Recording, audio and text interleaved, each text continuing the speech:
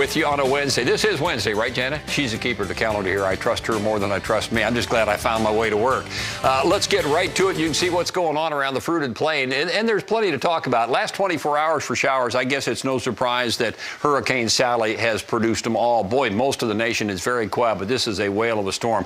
As it's coming ashore in the Gulf Shores, Alabama area this morning, maximum winds 105 with torrential rainfall continuing, and it's been raining there for 2 days already. This is going to be one of those that produces just unbelievable amounts of rain over the next couple of days to add to what's already there. But that's where all the rain has been, of course. Over the next couple of days, temperatures will be cooler across that east coast and northeast as the return flow around the hurricane brings that north breeze down. International Falls, Minnesota, plenty cool today, too, at 58. That will be the coolest high for the nation. Mitchell, South Dakota, eastern South Dakota, up to about 65. I'm thinking Redding, California, north end of that Sacramento Valley, 87. Luling, Texas, hot and sticky at 92. Eloy, Arizona, one of the hottest at 107. There are your temperatures from the past 24 hours. Already the East Coast cooler than average for this time of year. That's going to continue, and we'll bring some of that cool air down into the Great Lakes region, returning in around that hurricane as well. So that whole area of the country will be cooler than average. The Rocky Mountain West and Plains are pretty warm.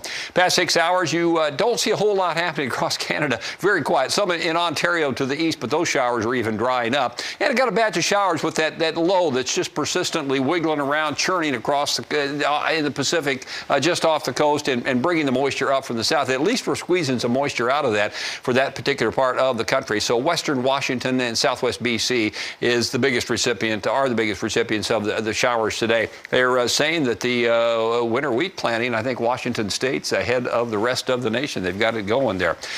California, hot and dry. We still have 100-degree temperatures sneaking up most of the California Central Valley. Hot and smoky around the west coast. Pacific Coast states, 48 fires being fought right now. The smoke has been crazy. Air quality has been way down in that part of the world. Meanwhile, there is the storm known as Hurricane Sally, still alive and well. Last we reported 105-mile-per-hour winds. Those winds will be backing off rapidly now as a storm has gone ashore near Gulf Shores. This has affected petroleum transportation and refineries. This has affected shipping in all ways and agriculture in just a huge way. It's turned into be a big storm, and it will continue to make headlines the next couple of days. So you can see using Futurecaster where we're going to go with this storm. It will continue to track into the southern Appalachians over the next 24 hours, and then forward speed will increase. By the time you get to Friday morning, Friday afternoon, it'll work its way off the mid-Atlantic coast. Still, some showers are going to hang around the southeast and the Gulf Coast through Saturday, Sunday, into Monday of next week. Hottest temperatures today come from the desert Southwest and in those California Central Valleys. The plains will be heating up the next several days as the east and northeast cool down.